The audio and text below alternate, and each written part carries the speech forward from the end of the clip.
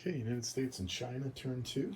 The Americans have 53 IPCs to spend. They're going to advance their tech with 4. On the eastern side of the board, they're going to buy 1 transport for 7, 3 artillery for 12, 1 infantry for 3. On the Pacific side of the board, they're going to buy 2 transports for 14, 2 infantry for 6, 1 sub for 6, and they're going to save 1 IPC. The Chinese have 8 IPCs to spend. They're going to buy 2 infantry and save 2 IPCs for the next term. The Americans obviously have no combat to declare. They're not at war yet. They're not allowed to be at war yet, but the Chinese are going to try and push back against the Japanese in China. In Sichuan, they're coming in with 2 cavalry and an infantry. In Suiyuan, they're coming in with a cavalry from Xikang, and then they're going to come into Hopei with a cavalry, 2 infantry from Shanxi, and then the fighter from Xikang. So let's roll some dice for the Chinese and see if they can do a little bit better than they did on the first turn. Okay, the attack on Suiyuan is a straight 50-50. It's 1 cavalry at 2. That's a miss versus 1 Japanese infantry at 2.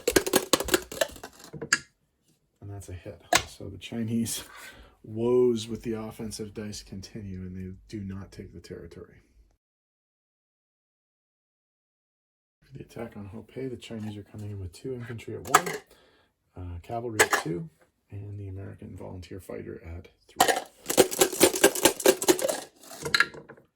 1 hit by the fighter. Japanese are defending with an infantry, a mech, and an artillery. 1 hit. So we lose an infantry and an infantry.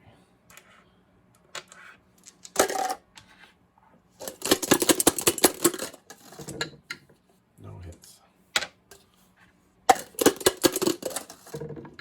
No hits. 1 hit. We'll lose the mech, I guess.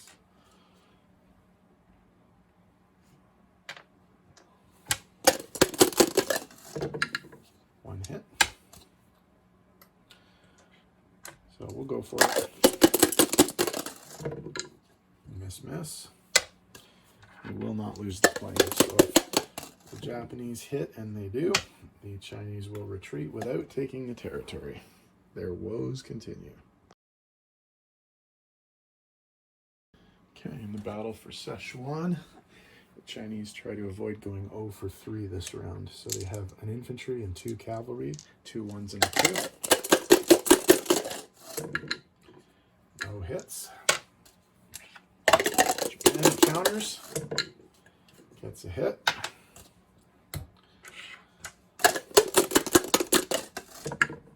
No hits. Hit. Wow, let's try and get 1 piece. Just 1 piece. Miss. Hit. So again, China's 0 for 3 and just absolutely miserable on attack in the first 2 rounds. Japan holds the territory with no casualties.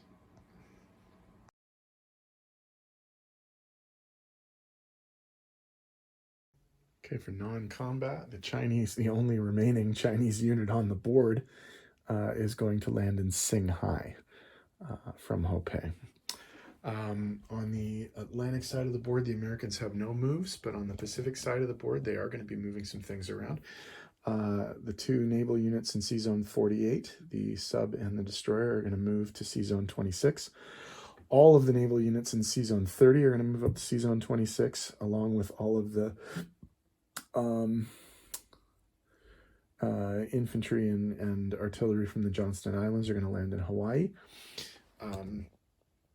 Up in San Francisco, the fighter is going to fly to Hawaii, the air base there, and the new carrier and the transport with an infantry and the tank are going to land in Hawaii as well. So that's the American movement for now. So and Chinese movement. So we'll come back with placement and money in a sec. So I had to change the purchases for the Americans because I bought too much stuff. I forgot, of course, that in the early stages of the game, the Americans do not have enough factory output to be able to do the number of units that I had. So I said I was going to put two infantry on the Pacific side of the board. I'm going to put those 2 infantry on the Atlantic side of the board in the central US factory, and I've changed 2 of the infantry into 1 tank, and I'm going to put that in the central United States. I'm also going to build 1 infantry in Washington and 1 artillery in Washington, along with 1 transport ship right there. On the Chinese end, I'm going to put my 2 infantry in Shanghai with the fighter, although the Japanese are doing a pretty good job at swallowing up all of the Chinese territories at this point. And in terms of what gets placed in San Francisco, I will place 2 transports and 1 submarine. Okay. Money. Nothing really changes because the Chinese were not able to do anything with their offense, but the Americans are going to collect 52 IPCs. They saved an IPC from last time, so they will have 53. The Chinese collect 2. They saved 2, so they will have 4 to spend at the beginning of round 3. Okay, UK is up next, so we'll see what they do to defend against a possible sea lion and see whether or not they can fortify Cairo enough for this turn as well. So we'll see how that goes.